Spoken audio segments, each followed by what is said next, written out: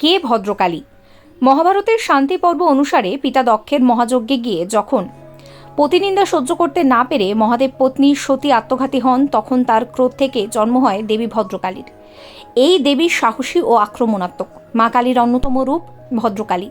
তিনি যুদ্ধের দেবী। কেরালায় ভদ্রকালী করিয়ম কালী নামেও পরিচিত। যে কারোর ভাগ্য পরিবর্তন করার ক্ষমতা তার কাছে রয়েছে। অধর্মের বিনাশ করে ধর্ম প্রতিষ্ঠা করতেই তার আবির্ভাব। শিব বায়ুপুরাণ ও মহাদেবের কাহিনী অনুসারে পতি মহাদেবের আপত্তি উপেক্ষা করেই দক্ষের যে আয়োজিত মহাযজ্ঞ সেখানে গিয়েছিলেন সতী, কিন্তু সেখানে প্রতিনিন্দা সহ্য করতে না পেরে আত্মহুতি দেন। এই কথা জানতে পেরে দক্ষকে বধ করতে সতীর চুল থেকে বীরভদ্র ও ভদ্রকালীকে সৃষ্টি করেন মহাদেব। সেই কারণেই বীরভদ্রকে ভদ্রকালীর ভাই বলে মনে করা হয়। বীরভদ্র ও ভদ্রকালী মিলে দক্ষকে বধ করেন এবং মহাদেবের অপমানের প্রতিশোধ নেন। অন্য এক কাহিনী অনুসারে অসুররা একবার প্রচণ্ড বলশালী হয়ে ওঠে এবং স্বর্গ আক্রমণ করে।